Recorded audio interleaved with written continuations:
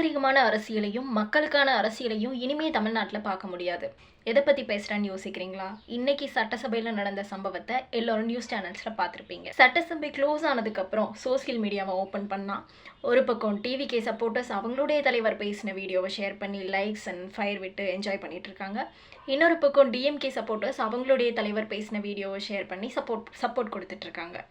இந்த இடத்துல தான் ஒரு விஷயத்தை கவனிக்க வேண்டிய கட்டாயத்துக்கு நம்ம தள்ளப்பட்டிருக்கோம். சட்டசபைங்கிறது மக்களுக்கான பிரச்சனைகளை பேசக்கூடிய ஒரு இடம். இதுக்கு முன்னாடி நடந்த அசம்பிளிலலாம் பார்த்தீங்கன்னா, எதிர்க்கட்சி தலைவராக இருக்கிறவங்க ஆளுங்கட்சியை நோக்கி கேள்வி கேட்பாங்க. அதுக்கு முதலமைச்சராக இருக்கிறவங்க உடனே பதில் கொடுப்பாங்க. ஆனால் இப்போ இருக்க முதலமைச்சர் கடைசி நாள் மட்டும்தான் வாயை திறந்து பேசுவாராம். அதுலேயும் இன்னைக்கெல்லாம் கவனிச்சிங்கன்னா ஃபுல் பர்சனல் அட்டாக்ஸ் மட்டும்தான் இருந்துச்சே தவிர்த்து மக்களுடைய பிரச்சனைகளுக்கு என்ன தீர்வு கொடுக்க போகிறாங்கன்னு பதில் இல்லை. சட்டசபைக்குள்ள என்னன்னா, முதலமைச்சர் அப்பாவை காணோன்னு குட்டி கதை சொல்லிட்டு இருக்காரு. சட்டசபையை விட்டு வெளியில போன எதிர்க்கட்சி தலைவர், எங்க அப்பாவையா பேசுறீங்க, இருங்க நான் உங்க குடும்பத்தையே எடுக்கிறேன்ட்டு கணவனை தேடும் மனைவி கதை சொல்லிட்டு இருக்காரு. இதுதான் நாகரிகமான அரசியலா, இல்ல இதுதான் மக்கள் கேட்ட மாற்று அரசியலா? நீங்க மாத்தி மாத்தி கதை சொல்லி விளையாடுறதுக்கும் உங்களுடைய பர்சனல் வெஞ்சன்ஸை காட்டுறதுக்கும் சட்டசபை தான் கிடைச்சதா? எதிர்க்கட்சி தலைவர் தமிழ்நாட்டில் நடக்கிற சட்ட ஒழுங்கு பிரச்சனைகள், பவர் கட், விவசாயிகள் போராட்டம் இதெல்லாம் பத்தி கேள்விகளை அடுக்கியிருந்தாரு. அந்த கேள்விகளுக்கு முதலமைச்சர் கிட்ட இருந்து மக்கள் எதிர்பார்த்த பதில் கிடைச்சதான்னு கேட்டா கிடையாது. விவசாயிகள் போராட்டம் பத்தி கேட்டா யாரோ தூண்டி விட்டு அவங்க போராட்டம் செய்யறாங்களா முதலமைச்சர் சொல்றாரு. ஒரு அரசியல் கட்சி தூண்டி விட்டு இந்த வேகாத வெயில்ல ஆயிரக்கணக்கான விவசாயிகள் போராடணும்னு அவங்களுக்கு ரொம்ப தேவை. அவங்களுடைய வலியையும் வேதனையையும் புரிஞ்சிருந்தா இப்படி ஒரு பதில் வந்திருக்குமா? சரி, ஏன் கரண்ட் போகுதுன்னு கேட்டா யாரோ ஒரு சிலருடைய நடவடிக்கைகள்னால இப்படி ஆகுதுன்னு பதில் சொல்றாங்க. ஆட்சி உங்க கையில இருக்கு, உங்களை மீறி யார் கை வைக்கிறான்னு தெரியல.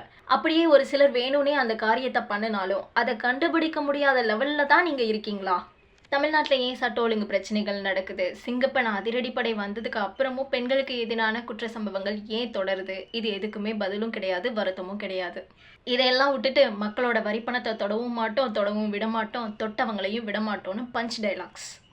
எந்த கேள்வி கேட்டாலும் அதுக்கு பலி போடுறது, பஞ்ச் டைலாக் பேசுறது, இதுதான் உங்களுடைய அரசியலா? கடந்த ஆட்சியில நீங்க ஊழல் பண்ணிருக்கீங்க, இந்த துறையில இவ்வளோ ஊழல் நடந்திருக்கு அப்படின்னு மாறி மாறி குற்றச்சாட்டுகளை சொல்றீங்க. ஆதாரமற்ற குற்றச்சாட்டுகளை சொல்றதை நிப்பாட்டிட்டு ஆதாரத்தோட அதை நிரூபிச்சு அதுக்கு தேவையான நடவடிக்கைகளை எடுத்தீங்கன்னா மக்கள் கண்டிப்பா உங்களை பாராட்டுவாங்க. டிவிகே சப்போர்ட்டர்ஸ் ஃபயர் விடுற மாதிரி முதலமைச்சர் ஆக்ஷன் காட்டிட்டு போனாரு. இன்னொரு பக்கம் எதிர்க்கட்சி தலைவர் உதயநிதி ஸ்டாலின் அவர்கள் வெளியில போயிட்டு பிரஸ் மீட்ல இன்னைக்கு முதலமைச்சர் பேசினதுல ஒரு 10 ரீல்ஸ் தேரும்னா அவங்களுடைய சப்போர்ட்டர்ஸ் என்ஜாய் பண்ற மாதிரி ஒரு ஸ்பீச் கொடுத்திருந்தாரு. இதெல்லாம் தான் இன்னைக்கு நியூஸ்லயும் சோசியல் மீடியாலையும் ஹாட் டாபிக்கா போயிட்டு இருக்கு.